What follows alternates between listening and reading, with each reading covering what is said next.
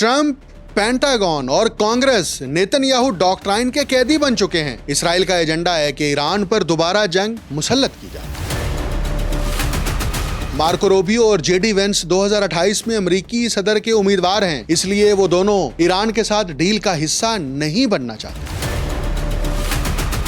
Iran के वजीर खारजा Abbas Araghchi ने दावा किया है, पेंटागन झूठ बोल रहा है। नेतन्याहू का जंगी खेल अमेरिका को $100 अरब का नुकसान पहुंचा चुका है। पेंटागन ने ट्रंप को ईरान के अफजूदा यूरेनियम पर कब्जा करने के लिए इस्फहान में फौजी उतारने का मंसूबा पेश किया है। ईरान को इराक की हिमायत से बचाने के लिए ट्रंप ने एक ताजिर को वजीर आजम इराक का उम्मीदवार नामजद करके इराकी सियासी सिस्टम को यरगमाल बना लिया है।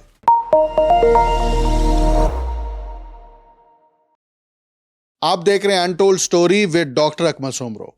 ट्रंप मुसलसल फिरौनियत भरे अंदाज में ईरान को धमकियां दे रहा है, और ऐसे धमकियां दे रहा है कि गोया पूरी दुनिया इसके हुक्म की पाबंद हो। ट्रंप का कहना है कि अगर ईरान ने अमेरिका की शराइत के सामने सर न झुकाया तो इसे नीस्त तो नाबूद कर दिया जाएगा। मगर ईरानी लीडरशिप ने साफ अल्फाज में वाज़ेह कर दिया है कि वो ना अमरीकी धौंस से मरूब होने वाली है और ना ट्रंप की गरज चमक को कोई अहमियत देती है।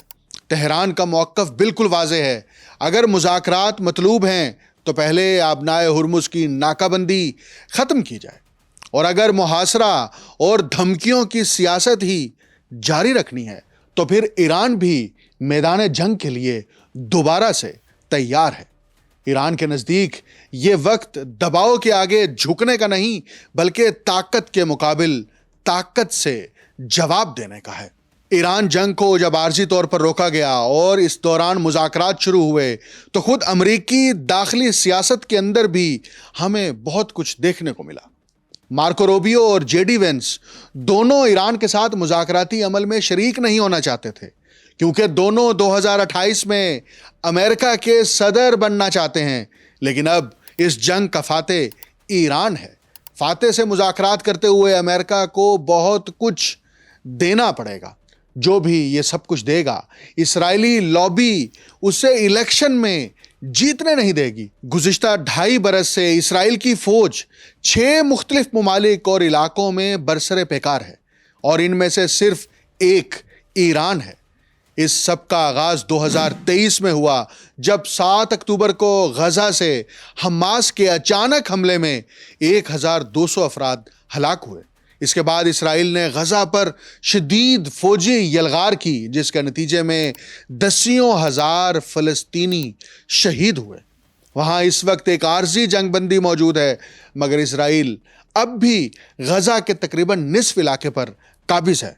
इसराइली फ़ौज शाम के अंदर भी दाखिल हो चुकी है, जहां इसराइल ने 15 किलोमीटर का एक बफर जोन कायम कर लिया है, और इससे आगे के वसी इलाके में भी अपना असर रसूख मुसलसल बढ़ा रहा है। अगर जनूबी लेबनान पर नज़र डालें तो इसराइल ने वहां पर कार्रवाई से पहले लाखों अफराद को इनखला का हुक्म दिया, और वहां भी एक नए बफर जोन के क़याम की तैयारी की जा रही है।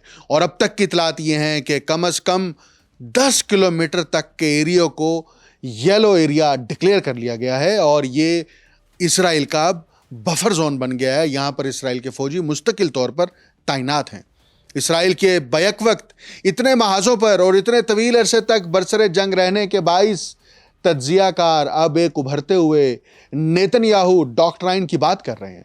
इस नई स्ट्रेटजी के तहत नेतन्याहू अब साबका तर्ज पर दीवारें और मिसाइल डिफेंस सिस्टम बनाकर खतरात को महदूद करने के बजाय मशरिक वुस्ता में पेशगी हमलों पर ज्यादा इन्हिसार कर रहे हैं। जैसा कि दाएं बाजू के कौम परस्त इसराइली रहनुमा ने हाल ही में कहा, अगर अब जंगल की तरफ नहीं जाएंगे तो जंगल आपके पास आ जाएगा। इसराइली लीडरशिप में अस्करी नजरियात कोई नई बात नहीं है। मनाखम बैगन के नाम से भी एक डॉक्ट्राइन मंसूब है, जो इराक के जोहरी रिएक्टर पर हमले के बाद मारूफ हुआ था। यह नजरिया इस असूल पर मबनी था कि दुश्मन रियासतों को जोहरी हथियार हासिल करने से रोकने के लिए पेशगी हमले किए जाएं। आज सवाल यह है कि नेतन्याहू अपनी मौजूदा स्ट्रेटजी को कब तक जारी रख सकते हैं। اسرائیل کے ریزرو فوجی شدید دباؤ کا شکار ہیں اور بعض پہلے ہی 2.5 سال سے مختلف جگہوں پر تعینات ہیں۔ ایران میں اسرائیل اور امریکہ کی جنگ بھی بہت سے امریکیوں میں غیر مقبول ہو چکی ہے۔ جب بھی یہ طویل جنگ ختم ہوگی، غالب امکان ہے کہ کسی نہ کسی معاہدے پر اختتام پذیر ہوگا۔ اگرچہ سفارتکاری اس وقت نیتن یاہو کے عملی ہتھیاروں میں نمایاں حیثیت نہیں رکھتی، بظاہر ان کے نام سے منسوب ابھرتے ہوئے سیکیورٹی نظریے میں بھی طاقت کے مسلسل استعمال کو ہی مرکزی حیثیت حاصل ہے۔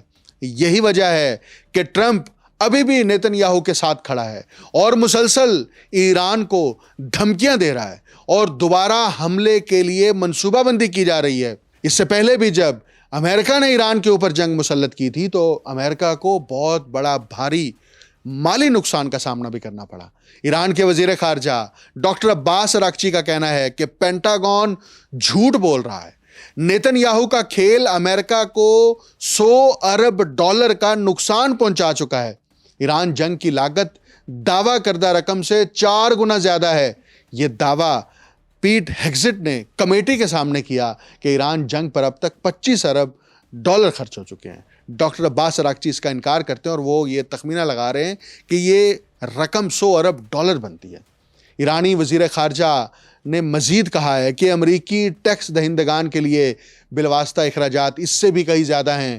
ہر امریکی گھرانے کا ماہانہ بل $500 ہے اور یہ تیزی سے بڑھ رہا ہے۔ اسرائیل فرسٹ کا ہمیشہ مطلب امریکہ لاسٹ ہی ہوتا ہے۔ دوسری طرف واشنگٹن ڈی سی میں قائم think tank centre for strategic and international studies کی رپورٹ میں کہا گیا ہے کہ ایران جنگ میں اربوں ڈالر مالیت کا امریکی فوجی ساز و سامان تباہ ہوا ہے۔ امریکی تھنک ٹینک کے مطابق ایران کے میزائلوں اور ڈرونز نے $2.80 کروڑ کے امریکی فوجی ساز و سامان کو تباہ کیا۔ عرب میڈیا کے مطابق 28 فروری سے جنگ کے آغاز کے بعد سے اب تک امریکی فوج کے نقصان پر یہ سب سے پہلا تفصیلی تخمینہ ہے۔ تاہم اس تخمینے میں خطے میں امریکی اڈوں یا بحری اثاثوں کو ہونے والے نقصانات شامل نہیں ہیں۔ لیکن ایک بہت ہی باریک بات سمجھنے کی کوشش کریں۔ امریکہ کو اس بات کی پریشانی نہیں ہے کہ اس جنگ میں اربوں ڈالر خرچ ہوں یا کھربوں ڈالر خرچ ہوں، کیونکہ امریکہ کو کرنسی چھاپنے کی اجازت ہے۔ امریکہ کرنسی چھاپنے کے لیے اس بات کا پابند نہیں ہے کہ ہر ڈالر کے اگینسٹ اس کو ایک مقررہ معیار کا سونا دنیا کو دکھانا ہے۔ تو اس لیے یہ کرنسی دنیا کے کسی بھی ملک کے لیے تو ڈالر ہے، لیکن امریکہ کے لیے یہ صرف ایک کاغذ کا ٹکڑا ہے۔ اس لیے آپ دیکھیں امریکہ میں انفلیشن بڑھتی جائے، جنگی اخراجات بڑھتے جائیں۔ 9/11 سے لے کر اب تک افغانستان کے اندر 20 سالہ جنگ کے اندر جتنے بھی کھربوں ڈالر خرچ ہوئے، امریکہ کو اس کی پرواہ نہیں ہے۔ امریکہ کے اندر جو اس وقت قرضہ ہے وہ مسلسل بڑھ رہا ہے۔ میں نے اس پر الگ سے پروگرامز بھی کیے ہیں، آج بھی میں اینڈ پر بتاؤں گا کہ دنیا میں قرضے کی صورتحال کیا ہے۔ لیکن اس کے باوجود امریکی سینٹرل کمانڈ یعنی سینٹ کام کے سربراہ ایڈمرل پریٹ کوپر اور جوائنٹ چیف آف سٹافز کے چیئرمین جنرل ڈین کین نے صدر ٹرمپ کو ایران کے خلاف دوبارہ سے فوجی اقدامات کے حوالے سے نئے آپشنز پیش کیے ہیں۔ رپورٹ کے مطابق 3 بڑے آپشنز زیر غور ہیں، جن میں پہلا آپشن ابنائے ہرمز کے اطراف واقع چھوٹے جزیروں پر امریکی زمینی افواج کی ممکنہ تعیناتی سے متعلق تھا، جس کا مقصد اس اہم بحری راستے کو دوبارہ کھولنا ہو سکتا ہے۔ دوسرا آپشن خصوصی دستوں کو اصفہان کے علاقے میں بھیجنے کا تھا تاکہ ایران کے 60% افزودہ یورینیم کو اپنے قبضے میں لیا جا سکے۔ تیسرا آپشن ایران کے خلاف شدید امریکی فضائی اور عسکری حملے تھے۔ امریکی محکمہ دفاع پینٹاگون جدید ہتھیاروں کی تعیناتی پر بھی غور کر رہا ہے، جن میں ڈارک ایگل نامی ایک نیا ہائپر سونک میزائل بھی شامل ہے۔ فوکس نیوز کے مطابق یہ سسٹم تقریباً 2000 میل یعنی 3218 کلومیٹر دور تک اپنے ٹارگٹ کو نشانہ بنانے کی صلاحیت رکھتا ہے اور ممکنہ طور پر ایران کے باقی بیلسٹک میزائل لانچرز کو ہدف بنا سکتا ہے۔ رپورٹ میں یہ بھی کہا گیا ہے کہ B-1B لانسر بمبار طیارے جو ہائپرسونک ہتھیاروں سے لیس کیے جا سکتے ہیں، خطے میں اپنی موجودگی بڑھا رہے ہیں اور بھاری مقدار میں اسلحہ لے جانے کی صلاحیت رکھتے ہیں۔ یہ ایک نیا پلان اور منصوبہ پینٹاگون نے ٹرمپ کو پیش کیا ہے. ٹرمپ نے ابھی اس میں سے کسی بھی منصوبے کی منظوری نہیں دی, لیکن اس سارے پلان کے دوران ایک زبردست پیش رفت اس سروس آرمڈ کمیٹی کے اندر ہوئی جہاں پر پیٹ ہیگزٹ کو پیش کیا گیا اور ان سے سوال کیا گیا. امریکی صدر ڈونلڈ ٹرمپ کی جو ذہنی حالت ہے کانگریس میں, اس پر سوالات اٹھائے گئے. بین الاقوامی میڈیا رپورٹس کے مطابق ڈیموکریٹ رکن سارا جیکبس نے سماعت کے دوران پوچھا پیٹ ہیگزٹ سے کہ کیا ٹرمپ ملک کی قیادت کے لیے ذہنی طور پر مستحکم ہے. یہ ایک چونکا دینے والا سوال تھا, اور یہ براہ راست ایک آفیشیل پروسیڈنگ کے اندر سوال پوچھا گیا. اس سے پوچھا گیا جو اس جنگ کی نگرانی کر رہا ہے, جو پینٹاگون کا چیف ہے, یعنی پیٹ ہیگزٹ. اب پیٹ ہیگزٹ نے یہ سوال سنتے ہی کیا کہا؟ انہوں نے براہ راست جواب نہیں دیا, بلکہ ایک اور سوال کر دیا کہ سابق صدر جو بائیڈن کا حوالہ دیا اور سوال کو مسترد کر دیا. آپ یہ ویڈیو دیکھیں. You believe that the president is mentally stable enough to be the commander-in-chief? Did you ask the same question of Joe Biden for 4 years? امریکہ ایک طرف دنیا کو یہ تاثر دے رہا ہے کہ امریکہ نے جنگ بندی کر دی ہے, اور خود امریکی عوام کو, کانگریس کو دھوکہ دیا جا رہا ہے کہ جنگ ختم کر دی گئی ہے, لیکن مسلسل ناکہ بندی کے ذریعے سے عالمی تجارت کو بھی نقصان پہنچایا جا رہا ہے اور خود ایران کے اوپر دباؤ بڑھایا جا رہا ہے. اسی پر ایرانی صدر مسعود پزشکیان نے کہا ہے کہ امریکہ کی جانب سے ایرانی بندرگاہوں کی بحری ناکہ بندی دراصل فوجی کارروائیوں کا تسلسل ہے جو جنگ بندی کے باوجود جاری ہے. ایکس پر انہوں نے اپنا یہ بیان دیا ہے اور اس میں کہا ہے کہ ایران نے صبر و تحمل اور مفاہمت کا مظاہرہ کیا, تاہم بحری ناکہ بندی کے نام پر کیے جانے والے اقدامات در حقیقت ایک خود مختار ملک کے خلاف فوجی کارروائیوں میں توسیع سمجھے جا رہے ہیں. انہوں نے مزید کہا کہ دنیا نے ایران کے صبر اور مفاہمت کو دیکھا ہے, لیکن یہ جابرانہ رویہ ناقابل برداشت ہے. اسی طرح اقوام متحدہ کے سیکرٹری جنرل انتونیو گوترس, جو ہمیں یہ علامتی عہدہ نظر آتا ہے, سیکرٹری جنرل کی کوئی اوقات نہیں ہے, یہ صرف اقوام متحدہ کی پروسیڈنگ چلانے کے لیے ایک کلیریکل عہدہ ہے, لیکن وہ بھی بے بس ہے. انہوں نے بھی اب یہ بیان دیا ہے کہ ابنائے ہرمز میں پابندیاں عالمی معیشت کا گلا گھونٹ رہی ہیں.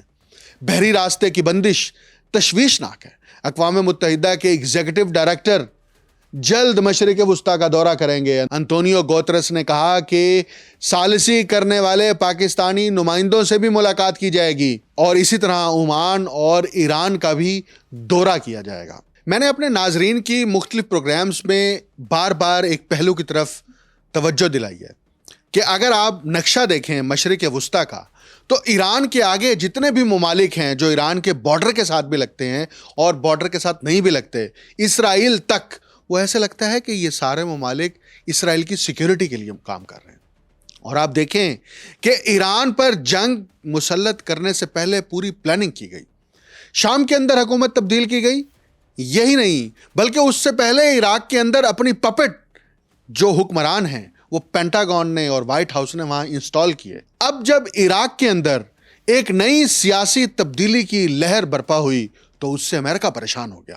ٹرمپ نے یہاں تک کہہ دیا کہ عراق کے جو سابق وزیر اعظم ہیں نور المالکی, ان کو کسی بھی قیمت پر دوبارہ سے وزیر اعظم نہیں بننے دیا جائے گا. میں آپ کو یہ بھی بتا دوں کہ دنیا کے اندر اس وقت سب سے بڑی جو امریکی ایمبیسی ہے وہ عراق میں ہے. اس عراق کے اندر جس کا صدر صدام امریکہ کے خلاف ڈٹ کر کھڑا ہو گیا تھا. اگرچہ وہ ایران وار کے اندر امریکہ کا پپٹ بن کر ایک کام کرتا رہا, لیکن اس کے بعد اس نے اپنی قومی خود مختاری اور قومی وسائل کے اوپر سرنڈر کرنے سے انکار کیا. آج اسی عراق کے اندر 104 ایکڑ کے رقبے کے اوپر امریکہ کی ایمبیسی ہے, اور اتنی بڑی ایمبیسی دنیا میں امریکہ کی کہیں نہیں ہے. یہ ایمبیسی کیوں بنائی گئی ہے؟ یہ ایمبیسی اس لیے بنائی گئی ہے کہ یہاں سے بیٹھ کر ایران کی سرویلنس کی جائے, یہاں سے بیٹھ کر مشرق وسطیٰ کے دیگر ممالک کی سرویلنس کی جائے. اس لیے عراق کے اندر ابھی جو مہینوں کی سیاسی رسا کشی چل رہی تھی, وہاں پر عراق کے کوارڈینیشن فریم ورک کو ترتیب دیا گیا, اور نور المالکی کی جگہ اس کا نام وڈرا کر کے ایک بالکل نئی شخصیت جس کا سیاست سے دور دور تک کوئی تعلق نہیں ہے, ان کا نام علی الزیدی ہے, اس کو حکمران شیعہ اتحاد کے متفقہ امیدوار کے طور پر نامزد کیا گیا.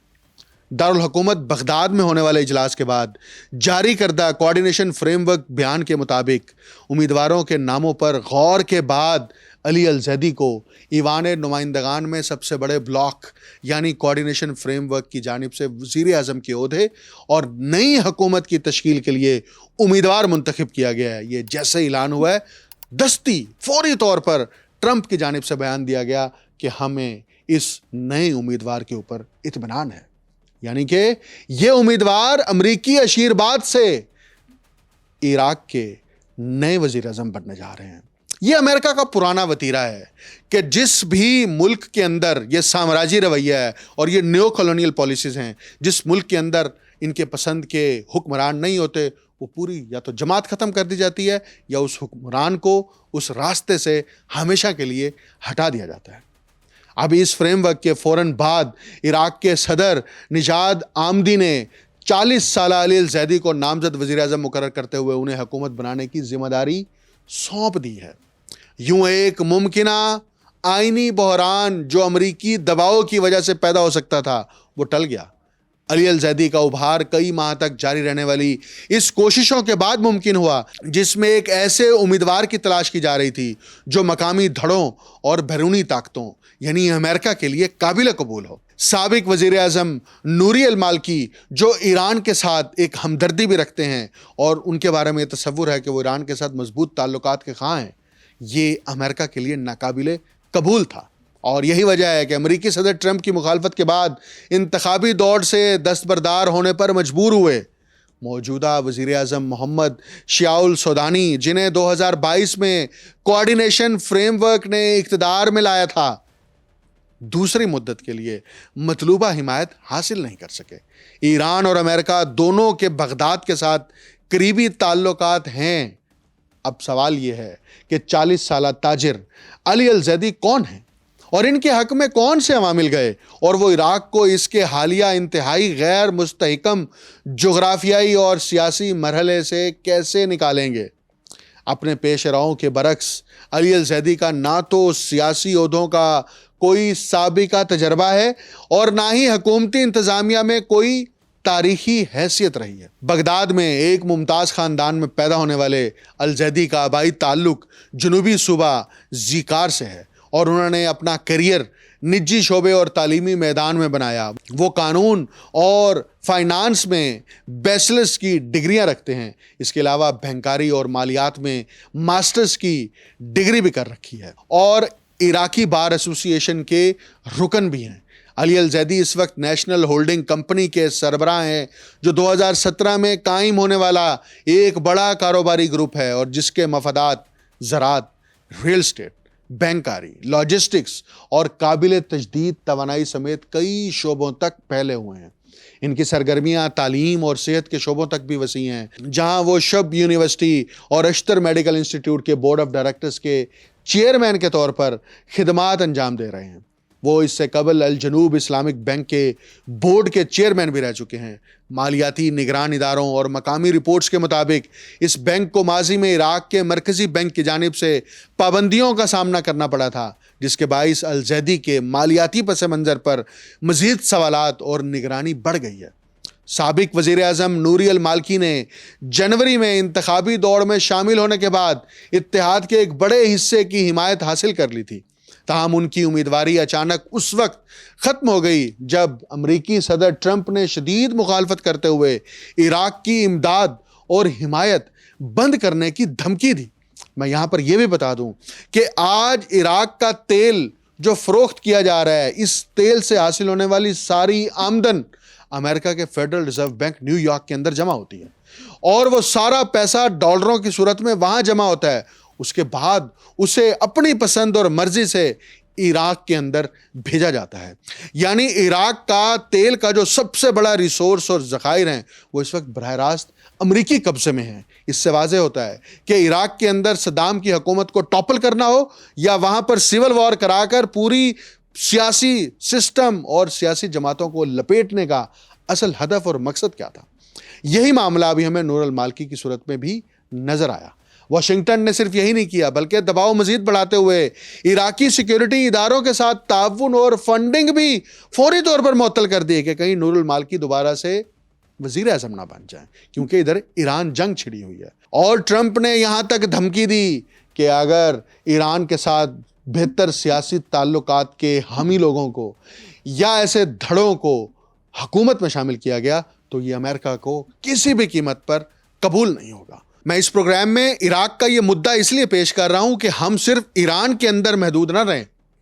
امریکہ اپنی گرینڈ اسٹریٹجی کے تحت اسرائیل کے انٹرسٹ کو ریجن کے اندر پروٹیکشن دینے کے لیے ارد گرد بھی اپنی حرکتیں مسلسل جاری رکھے ہوا ہے، اور عراق کے اندر اس وقت مکمل پینیٹریٹ ہونے کے لیے اس کے پورے سیاسی سسٹم کو سبوتاج کر رکھا ہے۔ نور المالکی کے منظر سے جب انہیں ہٹا دیا گیا اور ان کے منظر سے ہٹنے کے بعد اتحاد نے باسم البدری کو آگے لانے کی کوشش کی۔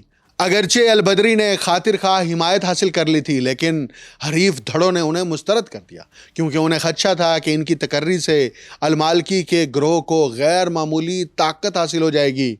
آئینی خلا کے خدشے کے پیش نظر اتحاد نے ایک آخری اور فیصلہ کن اجلاس طلب کیا۔ صرف 25 منٹ کی کارروائی میں علی الزیدی کو متفقہ طور پر امیدوار منظور کر لیا گیا، ایک ایسا امیدوار جو نہ اندرونی مخالفین کے لیے ناقابل قبول ہو اور نہ ہی امریکہ کی ویٹو کا سبب بنے۔ تجزیہ کاروں کے مطابق علی الزیدی کی سب سے بڑی طاقت ان کا غیر سیاسی پس منظر ہے۔ شدید تقسیم کے شکار سیاسی ماحول میں ان کا پولیٹیکل ہونا انہیں داخلی اور بین الاقوامی سطح پر قابل قبول بناتا ہے۔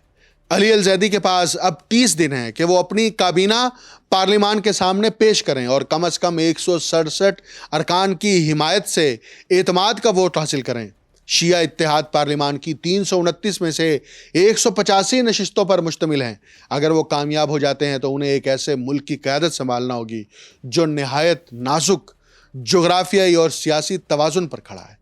ایران کے خلاف امریکہ اسرائیل جنگ کے اثرات کے درمیان نئے وزیر اعظم کو ابنائے ہرمز کی بندش سے پیدا ہونے والے معاشی نقصانات کا سامنا کرنا ہوگا، گہرے جڑ پکڑ چکی بدعنوانی سے نمٹنا ہوگا اور غیر معمولی ریجنل انسٹیبلٹی کے دوران پاپولر موبلائزیشن فورسز کے مستقبل کا تعین بھی کرنا ہوگا۔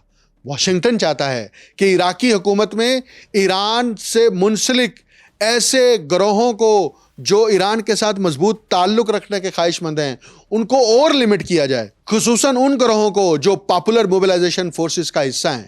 ان میں سے بعض گروہوں نے ایران کے ساتھ اظہار یکجہتی کرتے ہوئے امریکی مفادات اور خطے کے دیگر ممالک کے خلاف حملے بھی کیے۔ اس وقت مشرق وسطیٰ میں پھیلتے ہوئے تنازع کو ختم کرنے کے لیے سفارتی کوششیں جاری ہیں اور اس میں پاکستان پیش ہے۔ ایران نے اس لیے اعلان کیا ہے کہ آج بھی باضابطہ طور پر امریکہ اور ایران کے درمیان جنگ بندی اور مذاکرات کا جو ثالث ہے وہ صرف اور صرف پاکستان ہے۔ اب امریکہ عراق کے اندر یہ سارا سیاسی بندوبست کر کے ایران کو مزید جو ہے وہ کنٹین کرنے کی کوشش کر رہا ہے۔ مشرق وسطیٰ کے خلیجی ریاستیں اگرچہ اوپیک کے اندر پیدا ہونے والا نیا تنازع جو ہے اس کے بعد ہمیں نظر آ رہا ہے اور ہم محسوس کر رہے ہیں کہ مستقبل کی پالیسیوں میں تبدیلیاں آئیں گی، لیکن امریکہ خاموشی سے نہیں بیٹھے گا۔ امریکہ مشرق وسطیٰ سے سرنڈر نہیں کرے گا، کیونکہ امریکہ مشرق وسطیٰ سے سرنڈر کرے گا تو یہ اسرائیل کی موت ہے، اور اسرائیل کو زندہ رکھنا امریکہ کا پہلا اور سب سے بڑا ہدف ہے۔ چاہے امریکہ کی پوری معیشت قرضوں کے اندر ڈوب جائے، اور صرف امریکہ کی معیشت نہیں پوری دنیا جو ہے وہ قرضوں میں ڈوبا ہوا ہو، اس کے باوجود جنگیں نہیں رکیں گی، تجارت کو فروغ نہیں دیا جائے گا۔ اب اگر میں آپ کے سامنے پوری دنیا کی تصویر کھینچوں تو اس وقت امریکہ تقریباً 39 ٹریلین ڈالر کے قرض تلے دبا ہوا ہے۔ چین کے ہاں بھی کم و بیش 16 ٹریلین ڈالر کا قرضہ ہے۔ جاپان 10 ٹریلین ڈالر کے بوجھ تلے ہے، جبکہ جرمنی، برطانیہ اور فرانس بھی ٹریلین ڈالرز کے قرضے میں ڈوبے ہوئے ہیں۔ مجموعی طور پر دنیا کا قرض 317 ٹریلین ڈالر سے تجاوز کر چکا ہے، جو عالمی سالانہ پیداوار سے کئی گنا زیادہ ہے۔ یہ اعداد محض معاشی دباؤ کی علامت نہیں بلکہ اس عالمی مالیاتی سسٹم کی ساختی خرابی کی نشاندہی کرتے ہیں، جسے ترقی، استحکام اور جدید معیشت کے نام پر معمول بنا دیا گیا ہے۔ اصل سوال یہ نہیں کہ دنیا اتنے قرض میں کیوں ہے، بلکہ یہ ہے کہ اگر تقریباً ہر بڑی ریاست مقروض ہے تو پھر قرض دینے والا کون ہے؟ اگر دنیا پر 317 ٹریلین ڈالر کی قرضے ہیں تو لازماً کسی کے پاس 317 ٹریلین ڈالر کے اثاثے، بانڈز اور مالی دعوے موجود ہیں۔ یہی سوال جدید مالیاتی سسٹم کے اس بنیادی تضاد کو بے نقاب کرتا ہے کہ دنیا کی اکثریت مقروض ہے، جبکہ ایک محدود طبقہ عالمی مالیاتی اثاثوں کا مالک بنتا جا رہا ہے۔